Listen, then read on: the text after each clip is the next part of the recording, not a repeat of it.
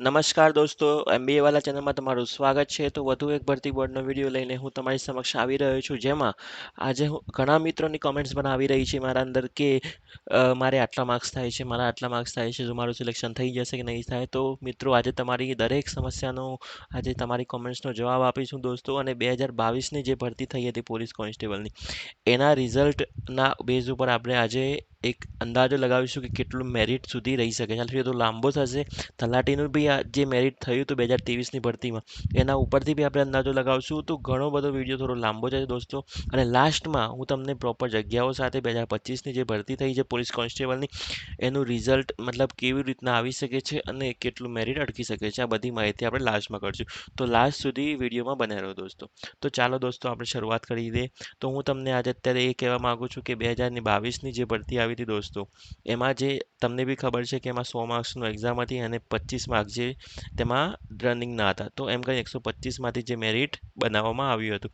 પણ એ વખતે દોસ્તો એવું હતું કે એની જગ્યાઓ જે હતી સમથિંગ 10,500 જેવી જગ્યાઓ માટે ઉમેદવારો જે 3.5 લાખની આસપાસ ઉમેદવારો એક્ઝામ આપી હતી દોસ્તો. ઠીક છે. હવે એમાં તમે જોઈ શકો છો કે જનરલનું જે મેરિટ તમને બી ખબર હશે કે જનરલનું મેરિટ કેટલું અટક્યું હતું. તો આઈ થિંક 82 પોઈન્ટ સમથિંગ અટક્યું હતું, બરોબર ને દોસ્તો? 82.3.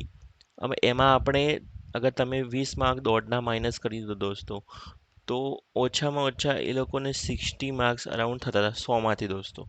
તો તમે જોઈ શકો છો 50થી 60% આસપાસ માર્ક્સ હતા. જનરલ કેટેગરીની વાત છે દોસ્તો.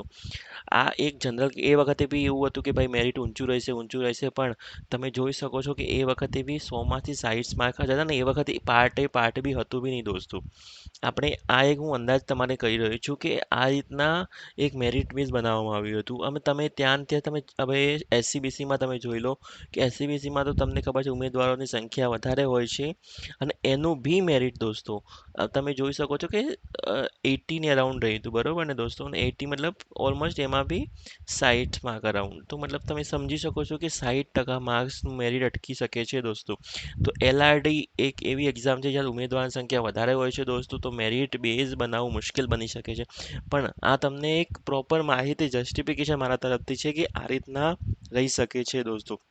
ઘણા મિત્રો યુટ્યુબ પર વિડીયો બનાવી રહ્યા છે કે મેરિટ થોડું ઊંચું રહે છે, ઊંચું 125 માર્ક 130 માર્ક બી, પણ એવું નહીં રહે દોસ્તો. મારા પ્રમાણે હું તમને લાસ્ટમાં બી જગ્યા સાથે વેકેન્સી સાથે સમજાવીશ દોસ્તો. હવે આપણે હું તમને એક ફેક્ટ આપી દવા દોસ્તો કે જેમાં તમને બી ખબર હશે કે તલાટીની એક્ઝામ લેવાની હતી 100 માર્ક્સની, 2023ની વાત છે દોસ્તો.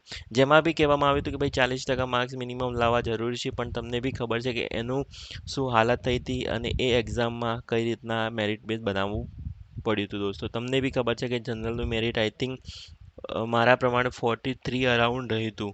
અને તમે જોઈ શકો દોસ્તો ને એમાં એસસી એસટીનું તો 30ની આસપાસ રહ્યું હતું દોસ્તો. શું મેરિટ હશે દોસ્તો? મતલબ 30% માર્ક્સ 100માંથી. મતલબ આ એક પ્રોપર જસ્ટિફિકેશન હું તમને આપવા માંગુ છું કે તમે એમ કહો છો મેરિટ ઊંચું રહેશે, પણ વેકેન્સી કેટલી છે એના ઉપર આધાર રાખતો હોય દોસ્તો. તલાટીમાં આ વખતે 3500ની અરાઉન્ડ જગ્યાઓ હતી દોસ્તો. તમે વિચારતો બી આટલું મેરિટ રહ્યું હતું. તો તમે વિચારી શકો છો કે ઉમેદવારોની સંખ્યાના પ્રમાણે મેરિટ કેટલું રહી શકે છે. હું તમને એક ફેક્ટ આપવા આવ્યો છું કે પ્રોપર જસ્ટિફિકેશન સાથે હું આ વિડીયો બનાવી રહ્યો છું દોસ્તો. એવું નથી કે ભાઈ તમને એમ કહું કે ભાઈ આટલું મેરિટ રહેશે મારા અંદાજ પ્રમાણે. પણ તમે પહેલાં વિચારો દોસ્તો કે તમારી ઘણી કોમેન્ટ્સ મેં વાંચી અને ઘણા લોકોની કોમેન્ટ્સ એવું હતું કે મારે 110 માર્ક થાય છે, મારે 115 માર્ક્સ થાય છે. ઘણા લોકો એવા બી છે જેમને 120 માર્ક્સ બી થાય છે. પણ દોસ્તો એવરેજ માર્ક્સ કાઢવાના હોય છે, દરેકના હાઈ લેવલના માર્ક્સ જોવાના નથી હોતા દોસ્તો. તો આ એક પરફેક્શનને આધારે આપણે કરીએ છીએ દોસ્તો. ચાલો હવે 2024-25નું મેરિટ, જેમાં હું તમને કહીશ કે વેકેન્સી કેટલી હતી. તો તમને ખબર છે 12,000 અરાઉન્ડ વેકેન્સી છે, જેમાં સ્ટુડન્ટે એક્ઝામ જે આપી છે તે 2.47 લાખ લોકોએ સ્ટુડન્ટે એક્ઝામ આપી છે દોસ્તો. હવે એમાં બી જનરલ કેટેગરીની કેટલી સીટ અવેલેબલ છે મેલ માટે દોસ્તો. તો મેલમાં 3,818 વેકેન્સી છે કે જે મેલમાં પુરાવા જઈ રહી છે. હવે મેલમાં હું તમને એટલું કહી દઉં કે મેરિટ છે ને મેલનું એ 111થી લઈને 115ની વચ્ચે રહેશે દોસ્તો. એનાથી વધારે નહીં રહે દોસ્તો. આ એક મારું જસ્ટિફિકેશન છે દોસ્તો.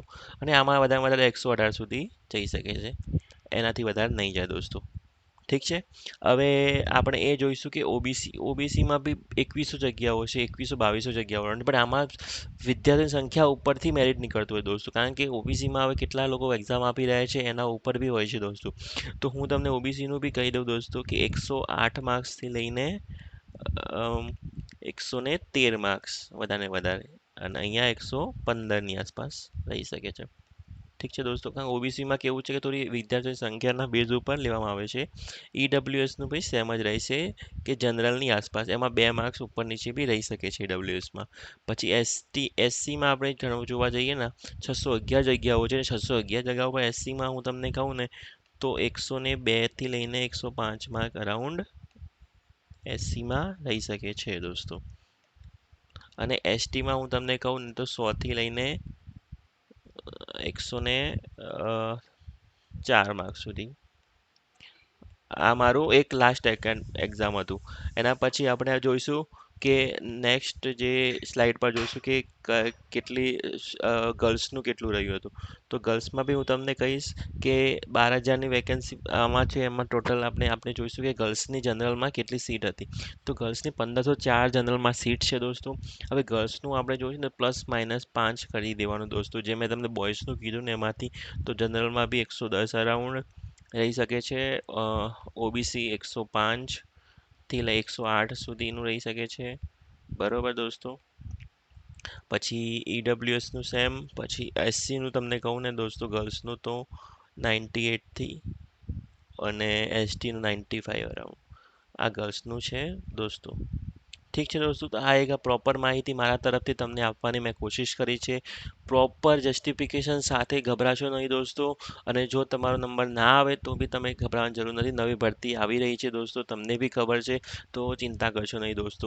અને આવી જ રીતે અમારી ચેનલને અગર આવી જ વિડીયો જોઈતા હો તમને, તો સબસ્ક્રાઈબ કરવાનું ભૂલતા નહીં દોસ્તો.